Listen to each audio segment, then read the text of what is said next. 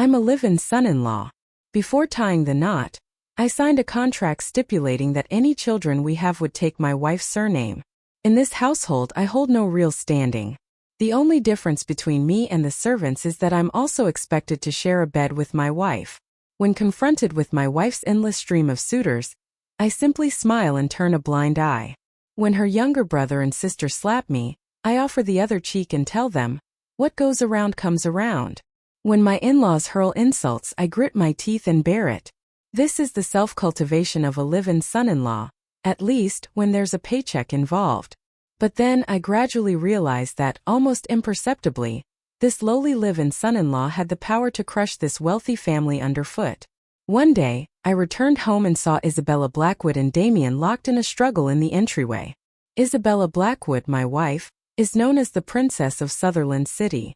She's blessed with both beauty and power, and even after marriage, her suitors remain countless. Damien and Isabella grew up together. Their families have been acquainted for generations. He's been smitten with her since childhood, yet she's never reciprocated his feelings. However, I've noticed that since our marriage, Isabella and Damien have been getting a bit too chummy. At that moment, Isabella's long hair was disheveled, the strap of her nightgown had slipped off her shoulder, and her face was flushed. My mind filled in the blanks. It looked as if they'd just been locked in a passionate kiss. The sound of the door opening interrupted them. If I'd known, I would have come back later. Isabella looked flustered and avoided my gaze, while Damien glared at me, his teeth gritted. "You picked the worst possible time to return," he sneered. I held out my hand, a smirk playing on my lips. "Pay up and I'll leave right now." "Same deal. $1, $400 per minute. That's the rule I set." This wasn't the first time I'd walked in at an inopportune moment. Damien usually demanded I leave, and Isabella wouldn't object. So I'd demand compensation. The thing is, Damien never actually paid the full amount. He'd typically toss me $300,000 to $500,000 and make a hasty exit. I almost felt sorry for Isabella. My minimum charge was for half an hour, while Damien could barely last 3 to 5 minutes. This time Damien's mouth twitched in annoyance. He scoffed and stormed off. I was a bit disappointed. No payday this time. At the door he suddenly turned back. "Name your price. How much would it take for you to divorce her?" My eyes lit up, but my excitement faded quickly. When we got married, I signed a $280,000 contract, essentially selling myself. If I broke it, I'd owe a staggering $1 billion in damages. "Are you offering to pay that penalty for me?" I asked. Damien froze, his gaze shifting to Isabella. She sighed, nodded, but remained silent. With that, Damien left. This isn't some cheesy CEO romance novel. Not just anyone can conjure up $1 billion out of thin air. I closed the door properly and turned to Isabella, plastering on a smile. "My dear wife, will you be needing my company in bed tonight? If not, I'll sleep in the study." Isabella stared at me for a long moment, then turned and walked away. She really was a sight to behold, almost 30, yet still possessing the innocent face of a young girl, combined with the alluring charm of a young wife. I changed my shoes and was about to head to the study on the first floor when I saw Isabella stop at the foot of the stairs. "What's wrong?" I asked with a smile. She hesitated for a moment before explaining. "He was trying to force himself on me. I was fighting him off." "It wasn't what you think." I froze. This was the first time she'd ever felt the need to explain anything to me. But did she really owe me an explanation? Curious, I replied. "Before we got married, you made it clear I wasn't supposed to interfere in your private life, so you don't have to justify yourself to me." Isabella paused, then let out a bitter laugh that quickly turned into a cold sneer. "Forget the study. You're sleeping with me tonight." Since the boss had given the order, I had to comply. So I followed her back to the bedroom. She walked over to the closet, opened it, and gestured at the array of sexy lingerie inside. "Which one do you like?" she asked. I smiled. "Any of them is fine by me." "Then let's get on with it," she said, pointing to the bed and telling me to lie down. I shook my head. "Look, I can stay, but I'm not sleeping with you unless you shower first." Isabella froze, then pointed to the bedroom door. "Get out." A bit frustrated, I said, "We've talked about this. I don't meddle in your private life, But taking a shower is basic courtesy, isn't it? Isabella clenched her fists. Get out. I walked to the door, then turned back with a cheeky grin. Actually, skipping the shower is okay, but it'll cost you extra. With a bang, I saw her phone flying towards me, and I quickly slammed the door shut.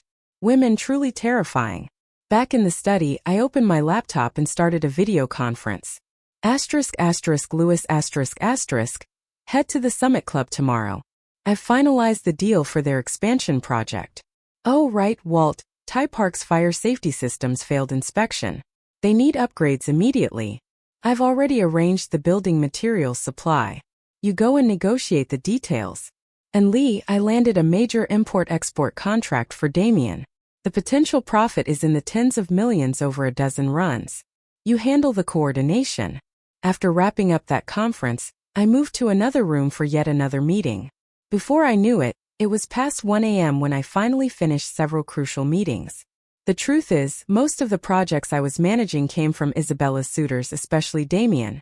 I'd lied to him, telling him I'd never touched Isabella.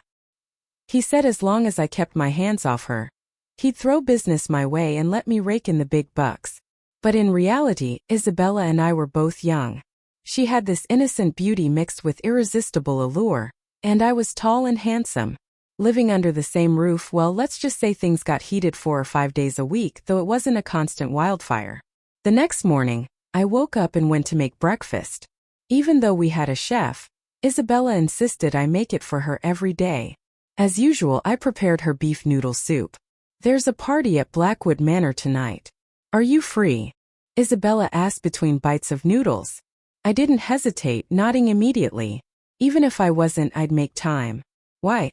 Because a Blackwood family party was where all the important connections were. Only a fool would miss it. As for the hassle from my father-in-law, mother-in-law, brother-in-law, and sister-in-law, whatever. People call me the Cuckold King of Sutherland City behind my back. Have I ever complained? Isabella put down her chopsticks, her fine brows furrowing. Do you want to go to help me fend off suitors? Or for your own gain? I said righteously. Suitors just prove how charming my dear wife is. Why would I want to drive them away?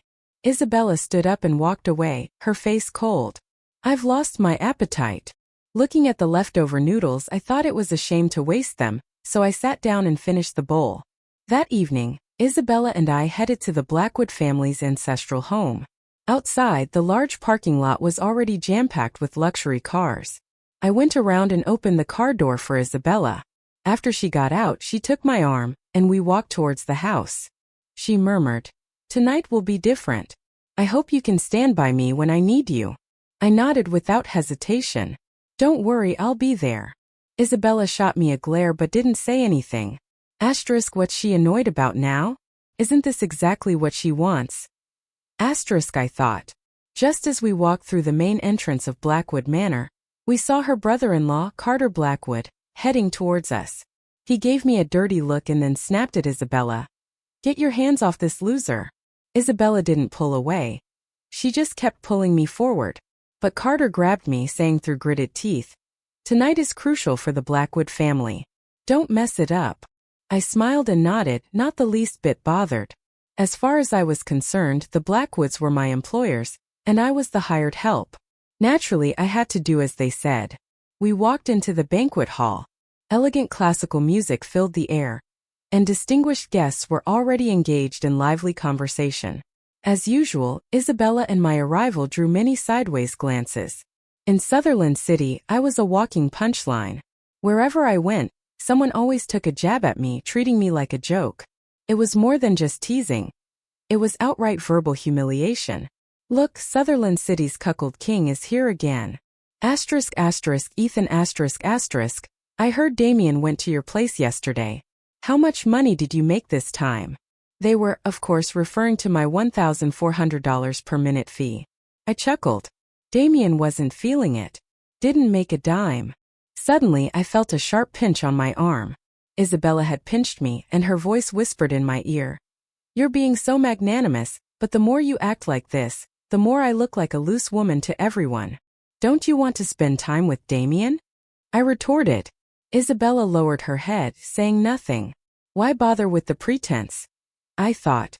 After enduring a few more taunts, Isabella and I retreated to a corner.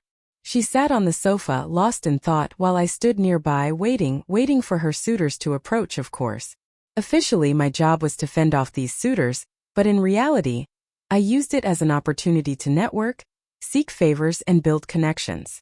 Well, Mr. Richard, I said as I saw a balding middle-aged man approaching. I quickly extended my hand in greeting.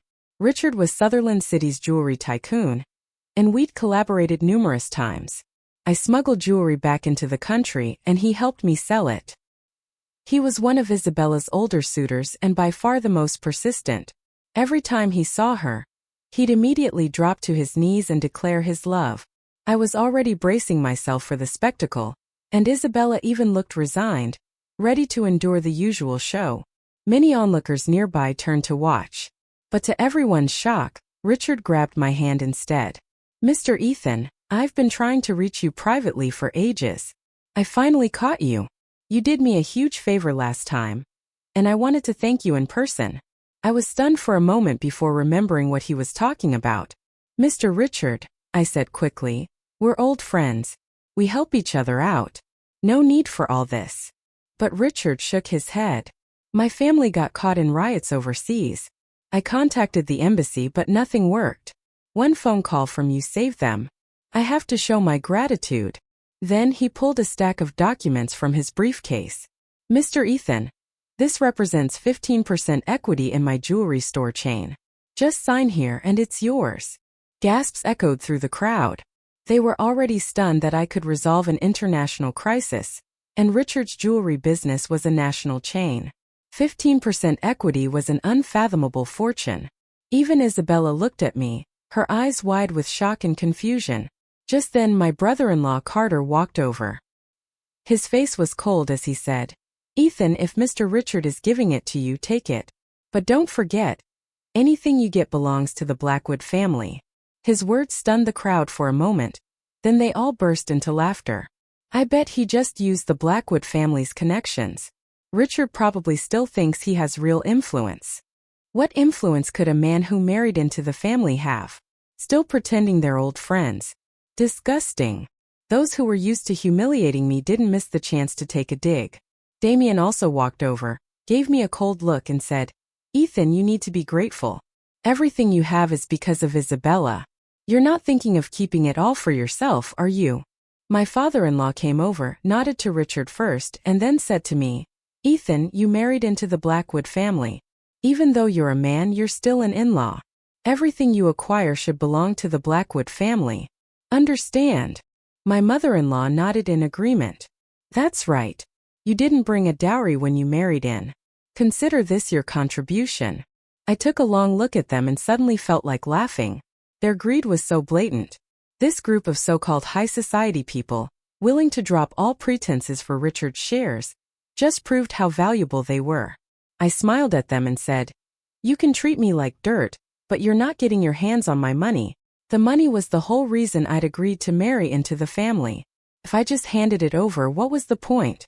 But don't forget, without Isabella you wouldn't even know Richard. Damien snapped. I nodded. You're right. But when Isabella and I got married, I made it clear to her that she needed a husband like me to avoid a marriage she didn't want, and I needed her money and connections. Those connections were part of the deal, and this is what I'm owed, right? My reasoning was sound and they were almost speechless. Damien was silent for a moment before saying, Your import-export business, I set that up for you. I introduced you to those contacts. You used my connections to help Richard. I don't want the shares. Just give them to Isabella. I shook my head. Come on, Damien. You introduced me to some small-time local crooks. Those weren't the connections that helped Richard. Damien sneered. I know who you're talking about, the boss of Kingston Security, right? Well, guess what? I invited him tonight too. We're close. He only helped rescue Richard's family as a favor to me. I asked, surprised. He's coming tonight? Damien scoffed. Scared now? I shook my head. Not scared. It's just, about Kingston Security, I'm actually the silent owner. Why didn't he let me know he was back? The room erupted in laughter. There's a limit to your lies. You know Kingston Security is one of the toughest mercenary companies in Africa. If you want to do import-export there, you need their protection. Half the people in this room rely on Kingston to make a living. If you're really the man behind Kingston, I'll eat my shoe." Carter roared with laughter. My father-in-law snapped, "Shut up, Ethan. Stop embarrassing yourself." My mother-in-law added, "Just get out of here and never come back, you disgrace." Just then my sister-in-law Luna Blackwood walked over. She glared at me but didn't say anything. I'd always wondered why Luna was so hostile towards me. After all, I'd saved her from being violated. But then Isabella suddenly spoke up, her voice calm and firm. "I believe what my husband says." Everyone, including me, stared at her in disbelief. Damien suddenly gritted his teeth. "Isabella, calling him your husband right in front of me? Are you trying to humiliate me? Does the Blackwood family not want to get through this crisis?" Was the Blackwood family in trouble? I looked at Isabella, but her expression was serene. She just smiled at me. Just then a group of people walked in. Leading them was a tall, powerfully built man with a rugged face, exuding raw masculinity. It was Kingston from Kingston Security. "It's Mr. Kingston." Damien immediately hurried over, practically jogging, and the others quickly followed suit. My father-in-law and mother-in-law scurried forward faster than seniors fighting for discounted eggs at the supermarket. "Kingston, I thought you'd call ahead." "I would have come out to meet you," Damien said, bowing and scraping. Kingston merely glanced at him dismissively before settling onto the sofa, clearly not in the mood to chat. Mr. Blackwood quickly stepped forward, smiling. "Kingston, whether our Blackwood family can survive this crisis depends on you." Carter sidled up beside him, also bowing. "That's right, Kingston. If you just stop protecting that new import-export company, the Blackwoods will have some breathing room, and there'll be a nice reward for you." Mrs. Blackwood pulled Luna over. "Kingston, look, this is my younger daughter. She's at your disposal if you need her." Luna looked completely lifeless, like she'd given up on life, offering no resistance. Kingston said nothing, just gave a cold smirk. Thinking he wasn't satisfied, Mrs. Blackwood then pulled Isabella forward. "Kingston, then how about my older daughter? She's married, but she's very experienced." Kingston's expression changed instantly, his face turning pale. He didn't even dare to look at Isabella. Isabella didn't get angry either. She just looked at me, as if waiting for me to save her. I shook my head and sighed inwardly. These rich families are so sleazy, offering their daughters like commodities. Damien seized the opportunity. "Kingston, although I have deep feelings for Isabella, if you want her, I'll step aside." Kingston glanced at me nervously, his eyes searching. Damien caught the look and quickly waved me over. "Ethan, come here. Nominally, you're Sophia's husband at least. Beg Kingston to take her." I almost laughed. Making a husband beg someone else to take his wife. Only Damien's idea was absurd, but I didn't really care. I walked over, but before I could say anything, Damien kicked the back of my knee. Caught off guard, I dropped to my knees in front of Kingston. Damien pushed my head down. "Beg, kneel and beg." Carter came over to help, trying to force my head down further. For a moment, I was so angry that I almost lost control. But then I snapped back to my senses. I surged to my feet with a sudden burst of strength and sent both of them sprawling with a hard slap each. Their bodyguards were stunned for a moment. Then they charged at me. With a few deft martial arts moves, a punch, an elbow strike, a well-placed stomp, they were sent flying. Everyone else stood there utterly shocked. No one had expected that I, usually so meek-looking that anyone could insult me at will, had such formidable fighting skills. I looked at them calmly and straightened the cuffs of my suit jacket, then put on my usual unassuming expression. But when Isabella looked at me, there was a spark in her eyes. Did she enjoy watching me fight? It brought back memories. When Isabella was studying abroad, I was her bodyguard. She once asked me how good I was at fighting. My answer was, "Pay me well and I'll take down anyone." I was her close protection for 4 years. Before she returned home, she asked me to marry into her family. I agreed because I just wanted to make serious money. I also knew she chose me because she knew I wouldn't let emotions cloud my judgment or interfere with her life. As for any feelings between us, maybe there were some. After all, we'd been married for a few years. and our physical relationship was quite harmonious. But I always honored our agreements. She told me not to meddle in her personal life, so I didn't. However, I was starting to think I might have misunderstood her. Just as my mind was wandering, Damien scrambled to his feet and staggered over to Kingston. "Mr. Kingston," he pleaded, "help me teach him a lesson. I'll pay you handsomely." Carter rushed over too. "Mr. Kingston, get rid of Ethan for me. I'll make it worth your while. And then Isabella and Luna, they're yours." Luna still looked completely defeated, as if she'd given up on everything. Isabella, on the other hand, was different. She kept looking at me, her eyes bright and a small smile playing on her lips. My gut told me she wanted me to protect her. Before we entered Blackwood Manor, she'd said she hoped I could be there for her when she needed me. At the time I thought she meant for me to stay out of her way when she dealt with Damien, but now it seemed I was wrong. I just shook my head and chuckled, then turned to Kingston. "You think you can touch me?" Kingston shot up from his seat, his tough demeanor instantly replaced by an almost obsequious grin. "What are you saying, sir? How could I ever dream of doing such a thing?" Everyone else stared in stunned silence. Damien stammered, "Mr. Kingston, are you mistaken? This guy Ethan, he's just the Blackwoods live and he's worthless. Even if he can fight a bit, he's no match for you." Carter chimed in. "Yeah, Mr. Kingston, you're a legend. You don't need to be polite to him. He's just the Blackwoods kept man, lower than a dog. Do whatever you want to him. Even if you kill him, it doesn't matter." Mr. Blackwood stepped forward, bowing slightly. "Mr. Kingston, my son is right. Ethan is just an insignificant in-law. His life is in my hands. Please deal with him as you see fit." Mrs. Blackwood shrieked, "Kill him! He dared to hit my son. He must die." I looked at Kingston and smiled. "Go on, kill me." Kingston let out an awkward laugh and waved his hands frantically. "Mr. Ethan, if you keep talking like that, I might as well kill myself right here." Then, his expression turned menacing as he glared at Damien and the others. "All of you listen up. The real boss behind Kingston's security is Mr. Ethan," Kingston declared, his voice booming with authority. Panic spread through the crowd. It was safe to say that everyone there had at some point mocked or ridiculed me. Some even seemed to take pleasure in humiliating me, hurling insults whenever they saw me. Of course, I never cared. I figured the satisfaction they got from insulting me was just part of the service I provided. In return, they sometimes helped me out with various requests. It was a mutually beneficial arrangement. As long as I could make money, my dignity didn't matter much. I'd been abandoned at birth, picked up by a foreign welfare agency, passed around through several foster homes, and had multiple masters until an old Chinese man adopted me. After he passed away, with no proper education, I made a living abroad using my fists. You could say I'd had a rough life since childhood, which was why I was so obsessed with money. I smiled at them and said, "Don't worry. Even though you often insulted me, you also helped me out sometimes.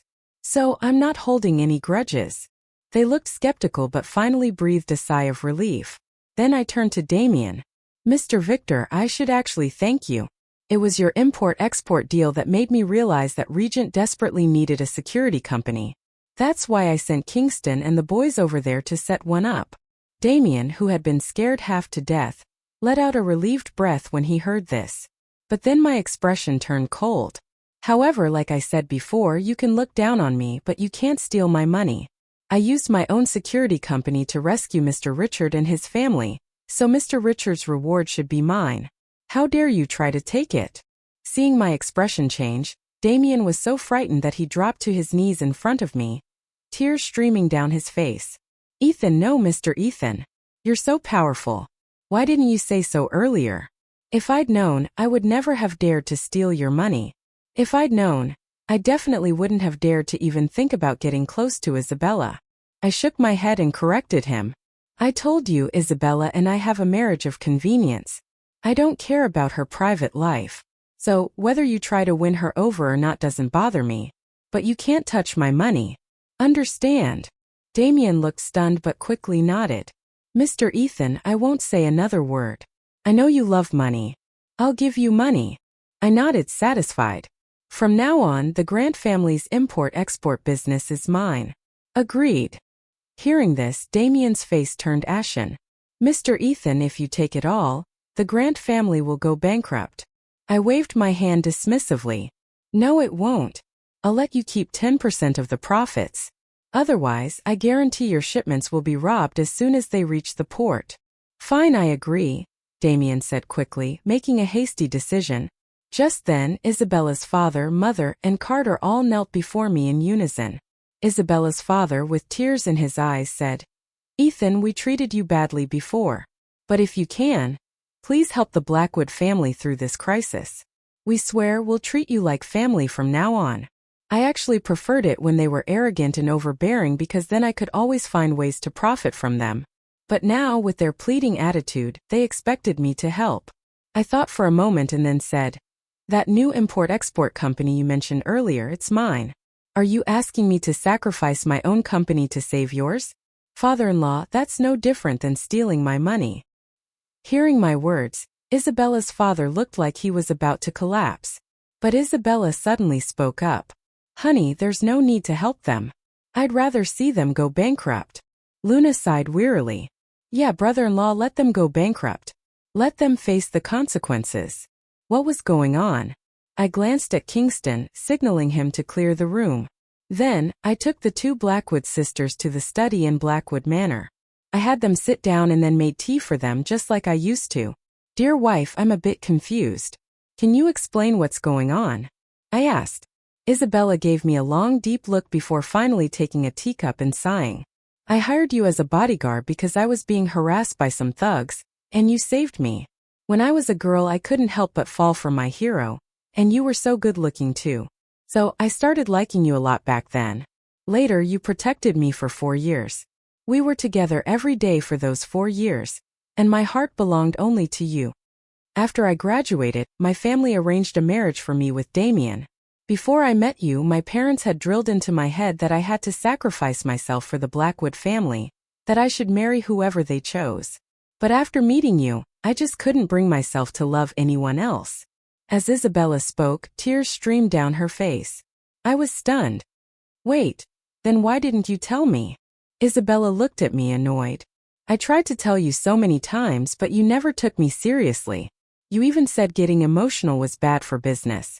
I had no other choice but to find a way to marry you that you'd agree to. My mind was in a whirl. Come on, I'm here to make money. What does all this talk about feelings have to do with it? Isabella continued. Think about it. If I was really a promiscuous person, would I have been a virgin on our wedding night? If I really just saw you as a way to avoid the arranged marriage, would I have been the one initiating things almost every day? And you, every time I made a move, you demanded money, talking about discounts and all that nonsense. I sighed. Isabella, you know me. I'm not very perceptive when it comes to feelings. If you're not straightforward, I won't understand. My mind is always on making money. Besides, you and Damien seem so close. As I said the last part, I felt a pang of jealousy. Isabella snorted. He wishes. I beat him up every time. Otherwise, why do you think he always left after just a few minutes? Suddenly, I felt a bit happier but still muttered. You should have made him stay longer. That's $1,400 per minute. You know? Isabella almost swore but ended up giving a helpless smile. So I'm asking you now. I just want to build a life with you. I love you. How are you going to treat me from now on? I scratched my head. I'll treat you as importantly as money. Isabella laughed, half exasperated, half happy. She knew me well enough to know that I loved money more than anything. If she was as important as money to me, she couldn't ask for more. I asked again. Your parents and brother may not be good people, but judging by how you two sisters feel, do you really want them to be destroyed? Isabella took a deep breath, her expression darkening.